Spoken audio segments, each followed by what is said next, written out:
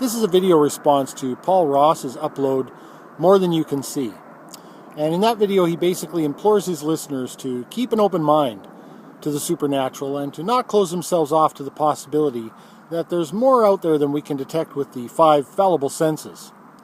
Now, he starts off his video with a flawed premise, unfortunately. It's never a good sign to start a video like that. And so he basically says that atheists reject all supernatural claims. Now, this is a little frustrating because this is one of those asked and answered, time-honored theist favorite assertions. Let me be very clear. Atheist tells you one thing and one thing only about a person, that they don't believe in God. That's it. There are countless atheists all over the world that believe in all kinds of paranormal, supernatural, and spiritual claims. So stop doing that.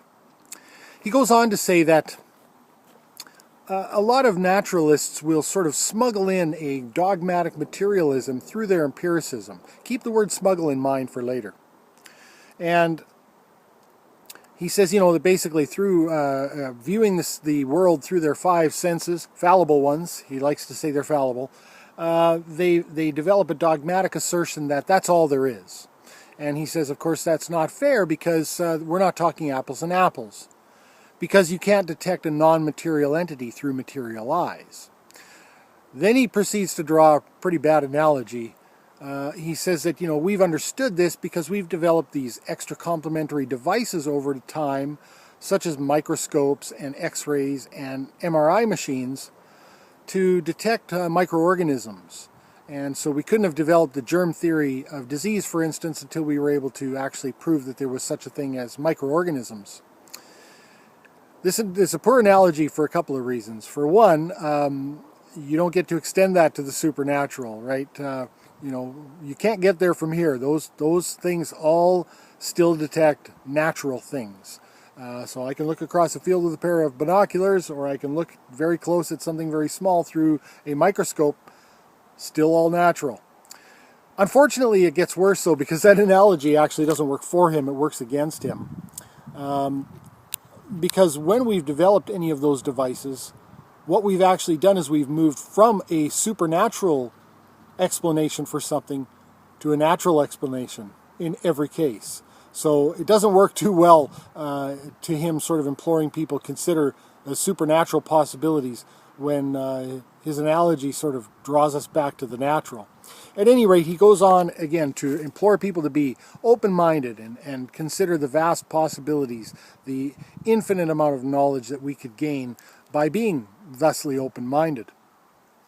Now, if you go down to the bottom of his description, most of it is just recapping what he says in the video. But if you go to the bottom, there's a little story in there about how him and his family were tormented by what he considers to be an entity that, blew pictures off walls, slammed cupboard doors, bumped into them, and he says it was something like, it was physical, so it was attacking them like an electrical charge or an electromagnetic force.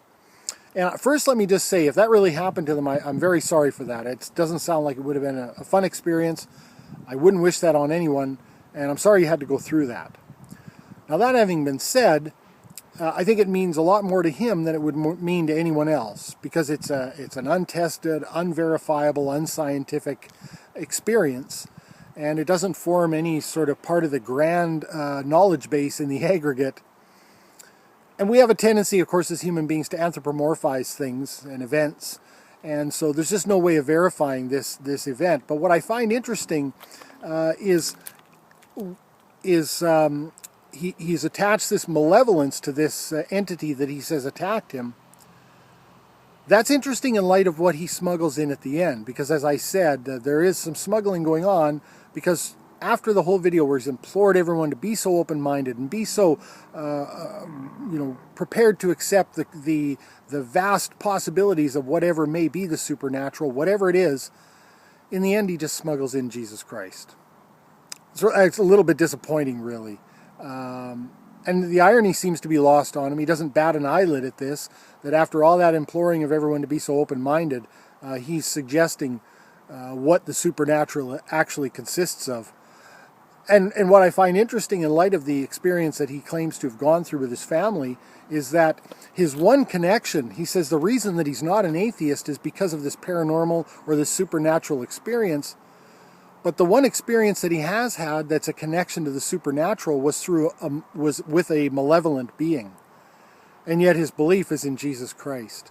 So I think this is a little bit more, it fits in that category of people want things to be true so badly that they will manufacture whatever they need to or use whatever evidence is necessary to make that the case. Because, the biggest conclusion you could draw if you really believe that that malevolent being was attacking you is that a malevolent being exists in the supernatural.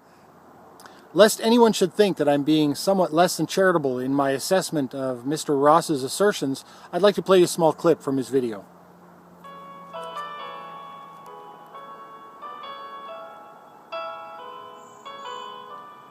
It may very well be that our inability to see supernatural entities is similar to our inability to see microorganisms in days gone by. Because we couldn't see them, because we didn't have the apparatuses or the tools or the technologies or the instruments to be able to discern them, to perceive them, or to detect them. But this doesn't mean that the future doesn't... I guess what we need is not microscopes, but macroscopes. I'm going to trademark that, so don't steal it. ...hold a new kind of knowledge or technology that would cause us to adjust and amend our view and interpretation of reality. If you're going to be honest and have sufficient humility, you must always leave provisional room open for amendment and adjustment for things that are going to take place in the future that will correct your current understanding of knowledge. In fact, science is built upon this kind of foundation. It would be foolish to draw the line in the sand and say, this is the end of knowledge. There's nothing else to learn. There's nothing new that we're going to discover that is going to correct our current understanding of reality. And so therefore, I would suggest that holding on to a kind of purely dogmatic form of materialism and naturalism is, by virtue, an impediment and a science stopper and a knowledge stopper and an inquiry stopper to true knowledge. If we really want to know that which is true and we're willing to accept whatever we discover, then we will put down all presuppositions that would cause us to block and to reject and to explain away anything that contradicts our current understanding of knowledge. Well, isn't that something? The word presupposition came up, didn't it? What I'm going to do next, for my next trick, I'm going to read to you from his YouTube page, because I think it's important to sort of tie together my assertions that that with all his imploring us to have an open mind, that I'm saying that he's smuggling in God. And let's see if he has any presuppositions, shall we? Hello, my name is Paul Ross from the website Heavenly Whisper. I started this YouTube channel in June of 2013 for the specific purpose of addressing the popular subjects that pertain to the existence of God and to answer the popular and contemporary arguments that atheists peddle in the mainstream media. I'm not an expert in any of these subjects, and neither do I pretend to be, but it would be negligible, his word not mine, and remiss of me to remain silent. Over the next few years, I will continue to post videos that address common atheistic objections and misconceptions in regard to the believer's heritage and faith. And so there you have it.